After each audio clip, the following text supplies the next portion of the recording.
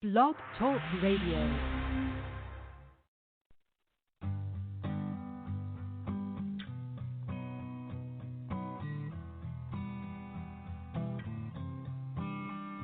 It was a creed written into the founding documents that declares the destiny of a nation.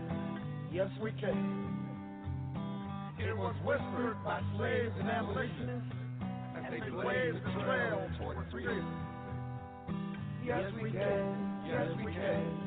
It was sung by immigrants as they struck out the shore, pioneers who pushed westward against unforgiving wilderness.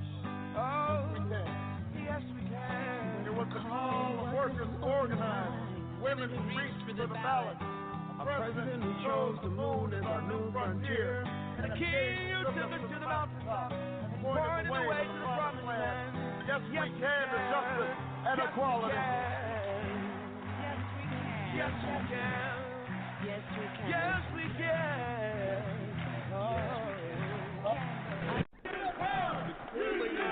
Protesters packed the Capitol to oppose the right-to-work bill, which will ban employers from forcing workers to pay mandatory union dues.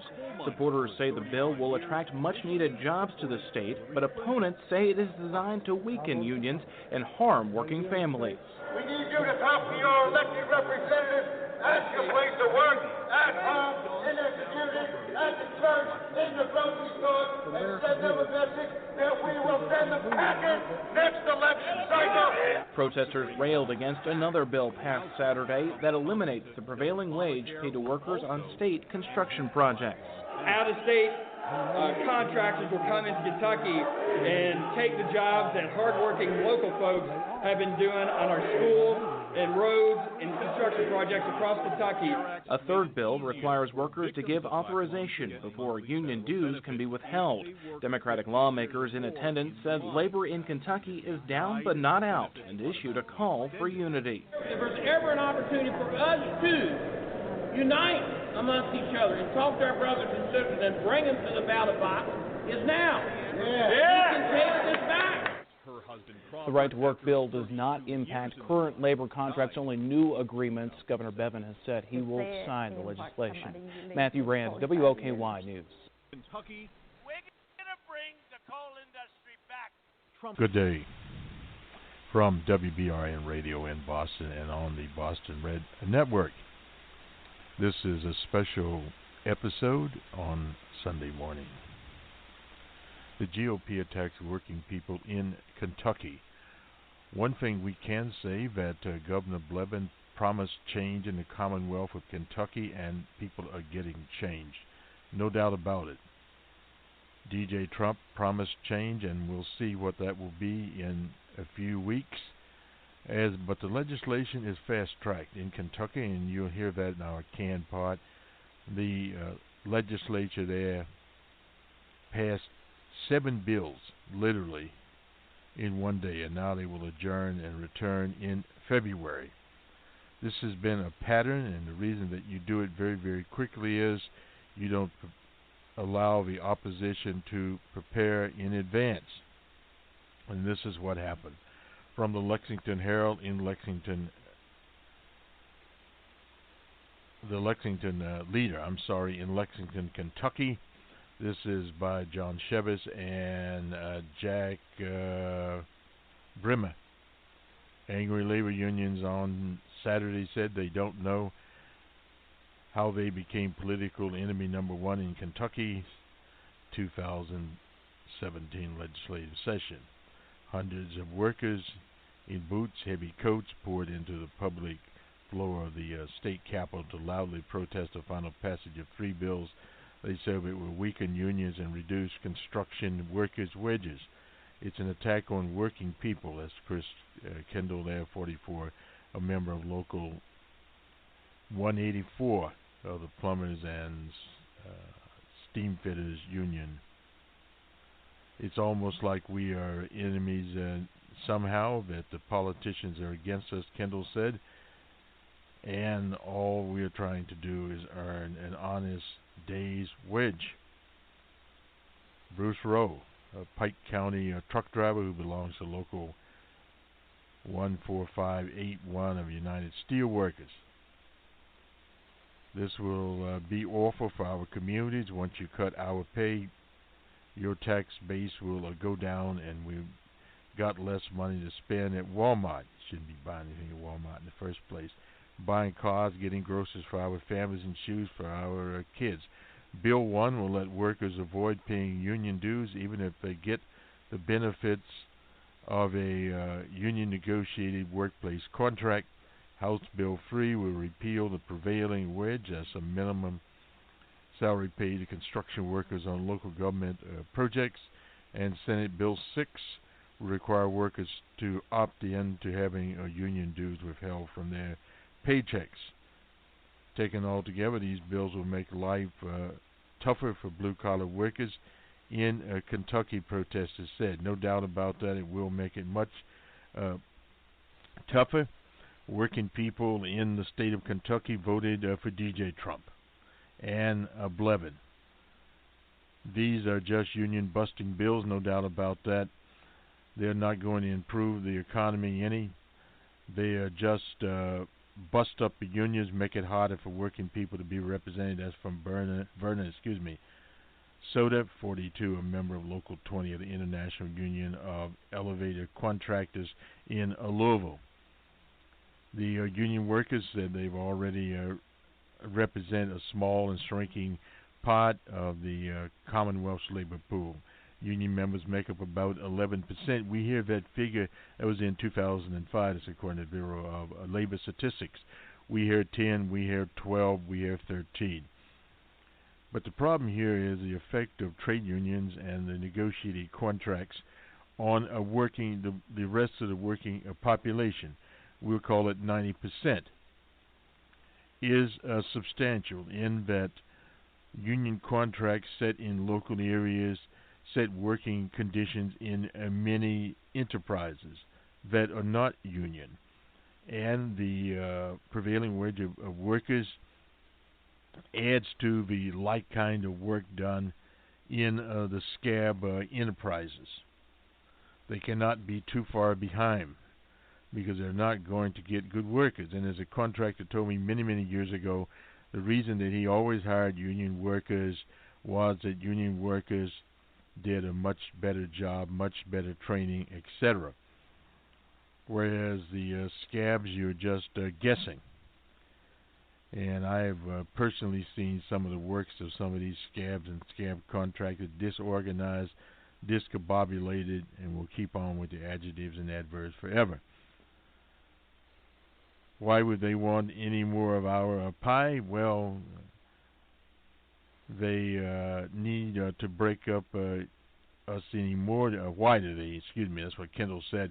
Well, the reason is that if they break you up, they can literally get you down. You have to really want one to get one because they are so competitive. Repealing the prevailing wage. Now, this is under let's see, what is it? Anyway, we'll think of it in a minute here, which guarantees a base range of $20 to $30 an hour for skilled construction workers, depending on their jobs and location, and would cut workers' pay nearly in half. So, in other words, we're talking about going to from $30 to $15. A Hill-Bacon Act is what that's called. The prevailing wage is a minimum for skilled workers. And that's the minimum floor. Kendall said if you do away with that, that's going to cut the pay of all your skilled workers, union and non-union, on public construction projects and private. And he goes over. It's just comes down to where you have the illegals and other unskilled labor doing the work as cheaply as possible. Well, one of the things there, obviously, with Trump, he promised to drive up the illegal part of the equation, and that part of the equation we predict will be tremendously in places like Kentucky dried up, so to speak. The Trump supporters there will be doing it as they work in the mines for roughly 50% less. Bill Lundgren, president of the Kentucky AFL-CIO, said union members who came to the Capitol in recent days to protest legislation are social conservatives who vote for Republican politicians. That is a major problem, and that's the reason they put in here an abortion bill that covers, I believe, 20 weeks. Now they're watching a newly Republican-led legislature pass measures that will cut their paychecks, Lonergan said. I believe he's the father of Ms. Lonergan, or related to her. Well, maybe I've got that wrong. Anyway, believe me, we are all aware that many of our members went to the polls last November and voted the straight Republican ticket to elect DJ Trump, not thinking about who else they were putting into local and state offices. Now that that was going to impact their families, and how it was, Lonergan said. So that's why we bring them here now, so that they can see the consequences of their actions, and maybe the next time they will believe their unions when we tell them to vote for their own economic interests. There was a time, I can recall, we had Saltonstall, etc. in the Commonwealth in Massachusetts, more moderate or progressive Republican types there. Senator candidate came along later. That was Henry Cabot Lodge, go into the whole background of politicians. But there were few working people in the Republican Party. It was primarily a country club operation. And then came George Wallace. You could go down to places like Lynn, etc., Peabody, and other places of that nature, and you would find that Wallace held a rally there, and people went to it. But he had a more progressive tale than Trump had to tell, and that was 1968. A different program in 1968, because you had there a man that had been in the Work Progress office, part of the price control regime, named Richard Milhouse Nixon, and of course you had a happy warrior out of Minnesota, Hubert Horatio Humphrey. A totally different time in America. But nonetheless, Nixon and his Southern strategy set the stage before he was impeached and forced out of office for the so-called shining city on the hill. Almost called it something else there. It's referred to sometimes as a privy on the hill. Anyway, Ronald Wilson Reagan came out of California. Yes, California used to be a Republican playground. It is no longer. Disneyland is still there, but the Republicans are not. They're not in office, at least, and most of them have moved to Utah, Nevada, and wherever else they go. But we see this plague has hit us, and it's moved into the Midwest, into places like Kentucky. They're affected their House for the first time since the early 1900s, fell from the Democratic Party to the Republican Party. And now they have it all, literally. And many of these workers, motivated by quote-unquote social concerns. I remember a worker told me that one time, no matter what happened, that he was going to vote an anti-abortion ticket. Social concerns there, same-sex marriage, etc. But the problem now is it's much more complicated than that. The Republicans were smart. They saw the social conservatives coming, so they've now tied their incomes to it. So thus they are now able to operate for their clients, the Koch brothers and various other smaller miniaturized Koch brothers type business people in Lexington, in Louisville, in various other places. It's now even turned Fancy Farm, where we've first seen Blevin, has turned into a Republican type love fest there. Democrats and progressives don't even go. At one time, Bill Clinton even went there. So that's where the politics of the Commonwealth has changed. Old Tunnicliff's McConnell, otherwise known as Mitch,